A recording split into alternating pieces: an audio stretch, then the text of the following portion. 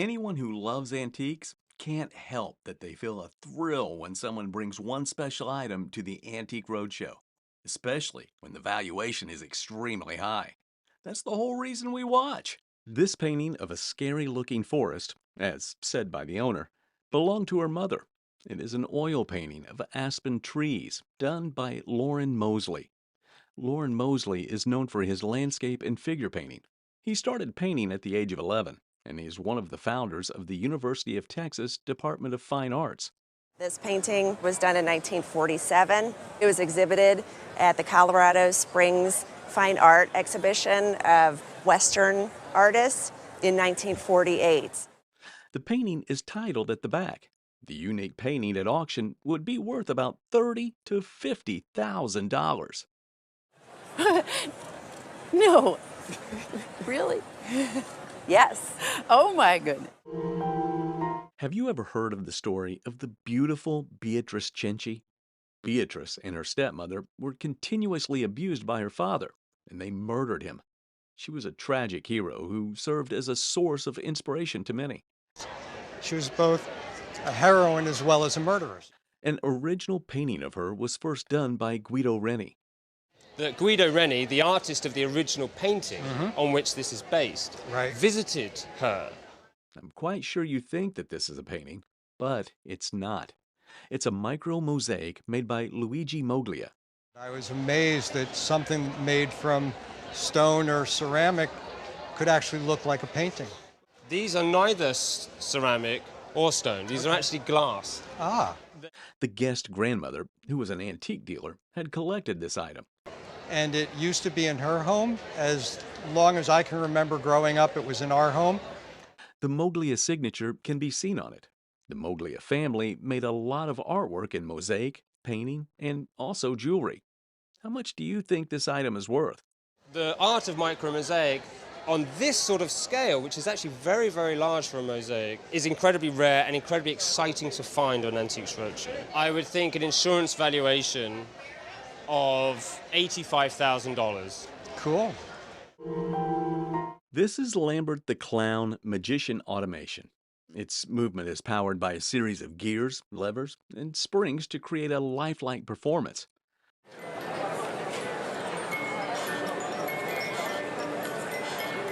He waves his wand 3 times, and reveals a watch. Automation like Lambert were popular in the 18th and 19th centuries. This piece of art was called a toy by the owner. This toy was purchased by my grandfather in Pittsburgh, Pennsylvania. However, it's not a toy. It's an automation, and it's almost like a museum piece. How much do you think it's worth? In remarkable condition, and I would say on today's market would bring anywhere from $8,000 to $12,000. Oh my God. This is a red and white chalk drawing by Richard Cosway. He was the leading portrait miniaturist of the Regency era. He made his first painting of George IV in 1780. This one is a painting of his wife, Maria Cosway. His signature can be seen in the corner of the painting. At auction, this painting would be worth $10,000 to $20,000. Really? Oh, that's terrific. That means a lot to me because that was the person I inherited from it. It was a very important thing to her, and I was so thrilled to get it from their family. This log cabin inkwell is a fascinating piece of pottery created by the famous American potter George Orr in the late 19th century. George Orr was known as the Mad Potter of Biloxi. He made a lot of weird and unusual shaped pottery vases and bowls in the late 19th and early 20th century. This unique piece is shaped like a log cabin, complete with windows and a chimney. His work was so weird that most people didn't like them enough to want to buy him, and he was so weird that most people that wanted to buy him, he wouldn't sell to them anyway. So George Orr was always short on cash. The guest had acquired it for $400. At the bottom, you will see the die stamp, George Orr designation. What is it worth? I think today at auction, the value is somewhere between $1,500 and $2,000. Oh, that's great. Thank you so much. What do you think of the video? Give a thumbs up if you like it. It's not every day you get to see a painting by Clyde Connell on the show. Clyde was the guest mother-in-law's sister. and they moved out to a very rustic cabin out on Lake Bistineau. And she was a self-taught abstract expressionist. Here are a few of her abstract paintings. She also created some wonderful sculptures. This painting, titled Nightbirds in a Brown Tree, was done in a very personal abstract kind of style. During the adjustment period from living in this very nice home outside of Shreveport into this very rustic cabin out on Lake Bistineau. Her signature can be seen on it. Based on the research I've been able to do, I'd say that a fair auction estimate on this would have to be in the range of between $4,000 and $6,000. Under the right circumstances, according to the appraiser, the value could be many times higher than $6,000. The guest has a lot of childhood memories with this lamp, and it has been in her family for as long as she can remember. They would call it the brain lamp because of the way it looked. The stand is made of patinated bronze. This is actually a turtleback tile iridescent glass. Okay. And at the bottom, the Tiffany studio mark can be seen. The lamp is circa 1910. In a retail market, the piece would sell for $30,000 to $40,000. Oh my gosh. Wow. Wow. Oh my gosh. Kathy, thank you so much. I can't believe it. Wow. This guest collected this item from his grandparents for just one reason. This was one of them, and I like this one because he's a smith, and I'm a metallurgist by training, so I like metal work and so on. So this one particularly appealed to me. It's a German pottery store gnome. Several companies in Germany made these pottery gnomes. They're very realistic and made in the German tradition. And you can see many of the features you'd find in a German doll, in his face in particular. It was made for decoration purposes and used as a store display.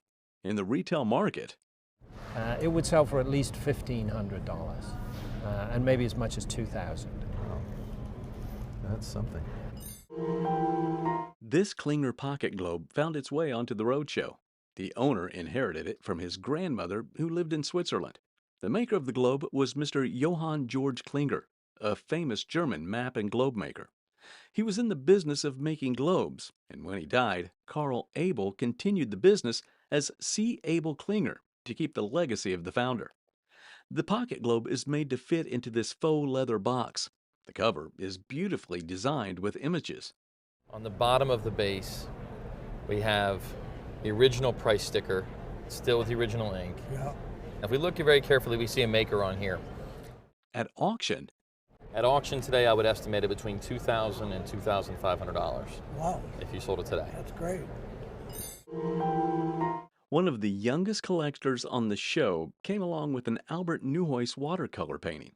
He got it at an auction in South Jersey for $2. Albert Neuhaus' signature can be seen in the painting. Albert was part of the Hague School group of artists who focused on capturing the Dutch countryside and everyday family life. How much do you think it's worth? What do you think it might be worth today? $150. Do you think the kid's right? Well, he isn't. At auction, the painting will sell between $1,000 to $1,500. Whoa. Yeah. This eye-catching Lichenstein pin was designed by Roy Lichenstein in 1968. Roy is one of the founders of American pop art. This pin is a polychrome enamel designed using bold lines, primary colors, and Ben-Day dots. In the back, in what we call an incised manner, you have Roy Lichtenstein in kind of a facsimile of his signature. Ben-Day dots are small dots used in the printing process to create shading and texture. Roy Lichtenstein often included it in his artworks. How did the guest get it? It's a Roy Lichtenstein pin. It was given to me in the 1970s by a very dear aunt and uncle who were collectors of California contemporary art. The pin at auction is estimated to be between $4,000 to $6,000. Soapstone, also known as steatite, is a soft and easily workable stone. Artists often use it together with whalebone to create intricate sculptures of animals and human figures. You can see the creativity and craftsmanship that went into making this piece of art. It was made by Mark Tungalik. It is an Inuit stone musk ox sculpture made of soapstone, and the horns are made out of whalebone. The owner purchased it at a gift show for $800. These pieces are selling now in the auction market for about $2,000 to $2,500. Wonderful. The treasure is not just in the basket, it is the basket. I bought it in Northern California around the Eureka area, and I believe it was used for little trinkets maybe. You can say it's a treasure used to store treasures. It was made by one of the greatest basket makers in North America. Her name is Elizabeth Hickox. Elizabeth has some unique trademarks. Her baskets were extremely finely woven, and the zigzags were always geometric. Do you know what the yellow is? I have no idea. Believe it or not, it's porcupine quill. Oh, very cool. Very, very finely woven into the fabric of the basket. Her work also features the little knob at the top of the basket. In a retail market, this basket would sell for about $5,500. It's amazing. It's the treasure is the basket, not just what's inside. Very cool. Very, very cool. The guest came along with an iconic collection of posters by the artist Peter Max. They were a gift to my youngest son from my mother in about 1969 or 70. And he had them all over his room all through high school and college. In 1969, Peter Max released a series of posters showcasing his signature bold color, cosmic imagery, and pattern. But back in the 1960s, in sort of the twilight of the hippie era, his work was very, very mainstream, and it was loved by people. He is popularly known for his vibrant and psychedelic artwork, which was quite popular during the 1960s. These posters are numbered in the lower right-hand corner. At auction, it's valued at $300 to $400. This one is valued at $400 to $600. The one numbered 4 is the most valuable. The one next to you is the most valuable one, and at auction I would estimate it between $800 and $1,200. Very nice. In total, the collection is worth an estimated $1,500 to $2,200. This lady had no idea the value of what she had placed over her stove in her kitchen. It's been in our family since about 1970. We bought it in Rhode Island. Didn't even realize it was a Picasso until about 5 years ago. The Medora plate has a unique oval shape and is adorned with Picasso's signature abstract and playful design. Some are jugs, some are figures, and some are dishes of different shapes. Picasso did a lot of these special editions for the Medora studio. Pablo Picasso was not only a renowned painter, he was also a skilled ceramicist. The Medora oval plate by Picasso is a fascinating piece. This tells us that they made 100 of them. Okay. And this is number 23 of 100. The lady had acquired it for about $100, but now it's worth thousands of dollars. I love you too. That's fabulous. That's fabulous. This lamp was purchased for $125. You're not going to believe how much it's worth. She said $125. This stunning piece of art was crafted by the son of the founder of Tiffany Studios, Louis Comfort Tiffany. He is an American decorative artist and designer known for his exceptional craftsmanship and innovative use of stained glass. This Tiffany Studios rose helmet lamp features a gorgeous stained glass shade with an elaborate floral design. I can count on one hand how many times I've seen this base. It's so unusual. This is a situation where the base is almost as great as the shade, and then are repeated in a slightly different style moving up towards the top of the base. Over the years, the bases and the shades can get separated. The base has a wonderful Art Nouveau quality, and the design is called arc and leaf. Congratulations. The finish on the base is an unusual one for a Tiffany studio lamp. It's called the etched doré finish. You would find them in the homes of many of the people who belong to New York society. Oh, I have to give you guys a hug. Isn't it great to get news? Oh. The retail value, a few years later, is worth around $250,000 to $350,000. Mom had a good eye. Now that's some price for a lamp. This man has absolutely no idea of the worth of this water painting he brought on the show. He believes it was collected by his great-grandmother on a trip she made to the West. It's a watercolor painting made by Olaf Carl Seltzer, a Danish-born American painter from Great Falls, Montana. Seltzer is famous for his landscape paintings. He was taught how to paint by Charles Russell, a renowned American Western artist. Olaf's signature can be seen on the painting, as well as the date it was created. The painting was made in the earliest part of his artistic career. At auction, this painting would bring in about $8,000 to $12,000. Wow. Quite impressive. Her love for flowers and bright colors made this guest purchase this painting the minute she set her eyes on it. For how much again? It's about $1,400. $1,400. Yes. Right. It's a painting attributed to Franz Clyde, believed to have been one of his early works in the 1930s or 1940s. His signature can be seen at the lower left of the painting.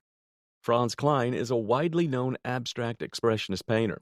Looking closely at the painting, you would notice the strong backlines used to make the decanter in the glass.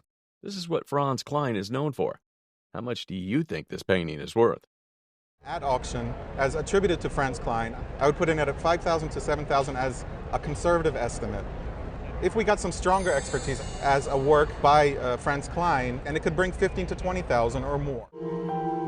This lithograph was designed by Grant de Volson Wood.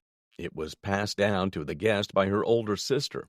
And I think she purchased it in Iowa City when she was doing graduate studies there many years ago.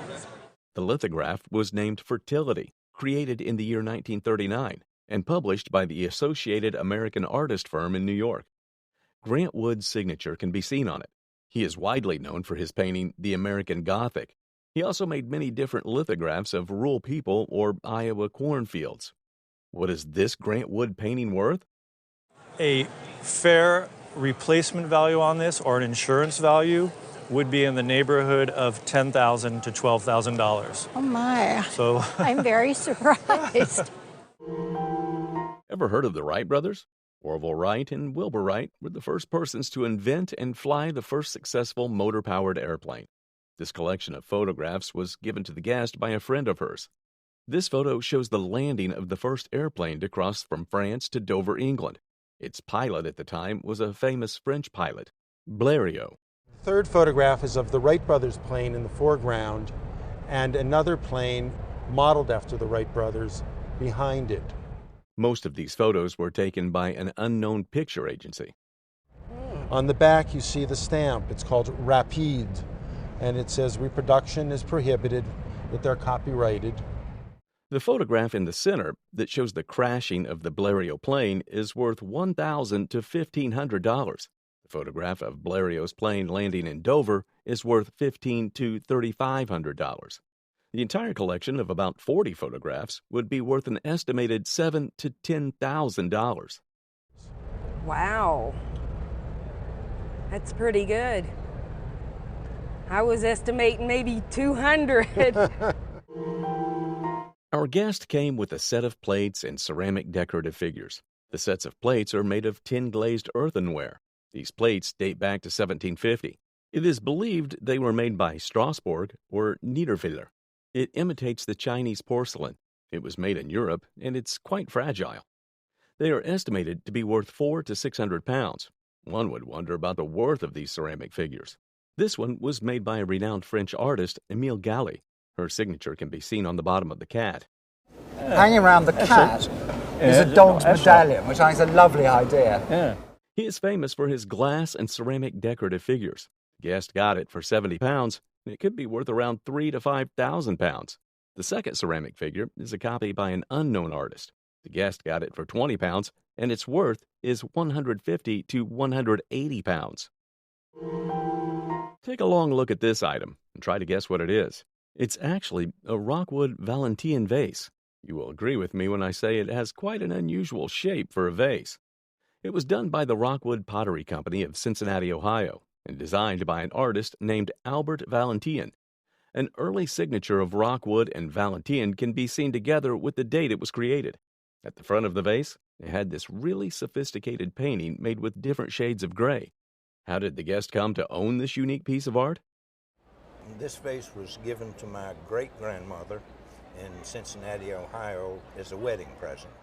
At auction, the vase could be worth $1,000 to $1,500. The owner of this item had a very sentimental story to tell about how this violin came to exist. My grandfather was picking up coal with his brothers by the train track, and he slipped and fell, and the train cut his foot off. Because of his disability, he quit being a bricklayer and learned how to make violins. Her siblings wanted nothing to do with this violin, so the guest got it from her mom. How much do you think this violin is worth? The violin is worth $12,000, while the bowl... In the world of retail, I would value this bowl at $4,000. Holy Hannah! Wowzer! Shut the front door, girl. Are you serious? Yeah, it's a beautiful bowl. Wow! The guest comes along with a folk art painting of Dartmouth College. Dartmouth College is a private Ivy League research college in Hanover, New Hampshire. It was established in 1769 by Eliezer Wheelock. Reed Hall is one of the oldest historic surviving buildings at Dartmouth. It was designed by Ammi B. Young. It can be seen in yellow in this painting, although it is a different color now. Dartmouth Hall can also be seen in white in the painting. The painting would be worth an estimated $8,000 to $12,000 at auction. This piece of furniture was acquired for $100 by the guest at an auction for just one reason. And I bought it because it's pink. It is a tufted side chair made by John Jelliff. He was a famous cabinet maker known for making custom-order sophisticated furniture. The chair has specific features. It has the flat crest and his trademark, which is the medallion in the center, which is Christopher Columbus. Anyone who knows John Jelliff furniture can identify it just by looking at the legs. Again, the way this leg comes down, this is very much a Jelliff hallmark, and a tapering leg, then expanding into this ball foot too. So. Okay. The chair is valued at $300 to $500. Our guest displays a one-of-a-kind clock that has been handed down through her family. Her grandfather owned a clock-making firm. When he died, this clock, amongst others, was sold. The father of the guest had to rebid to get the clock back into the family. The clock is French and is said to be a 4-glass clock that dates back to approximately 1885. Upon closer inspection, the clock's outer case gilding has gone green in several spots. The clock is worth 2,000 pounds and will be worth more when the gilding is fixed. Providing you can get it done by somebody who can get the color correct. Can you tell me what these are? These are keto bracelets. It was commonly used by hunters who used bows as their principal weapon. They are bow guards, and so you would wear it on your left wrist if you were right-handed. When you pulled back the bowstring and let the arrow fly, the string could really smack you on the inside of your wrist. The guest came along with her Navajo and Zuni keto bracelet collection. My mom started me on this collection probably 6 or 7 years ago. They are often made with silver and turquoise. The straps at the back are made of leather. This one is made of silver, jet, coral, and turquoise. A star design can be seen on the strap of this one. The colorful one would sell for $350 to $500 at the retail price. This one is worth $1,500 to $2,500. That's my favorite by far. And then the one closer to you that's similar, also I think in the neighborhood of $1,500 to $2,000. Altogether, this collection would be valued at about $6,500 to $7,000. Wow. It's a terrific collection. They're just great. Thank you. Yeah, thank you for bringing them. The guest parents bought this beautiful painting in Landskrona about 20 years ago. This rather scrawly signature is that of an artist called Arthur Hacker. It was designed by Arthur Hacker, an English painter who has mastered realistic plein air painting. He is popularly known for painting religious scenes and portraits. The item is believed to have been painted during the First World War. And that is how Arthur Hacker paints. He uses these pure glazes on a white ground. So you get these glowing colors. The painting is worth between £6,000 to £10,000. £6,000 to £10,000. Dear. English decanter tickets are a type of collectible item that originated in England. They are small paper or cardboard tickets that one often attached to decanters or bottles of spirits or beverages. The guest husband had inherited these collectibles from his grandmother. This decanter ticket was made in the earlier Georgian period. These were made in the 18th century. This is from George IV period. They were made by various English silversmiths, and some of them have their maker mark on them. The more obscure names like Holland and Mountains are more desirable. Here, it's about 20 pieces. I would say you'd be in the $4,000 to $6,000 range for the collection at auction. Excellent. Watch more antique videos on this channel and waste no time to subscribe.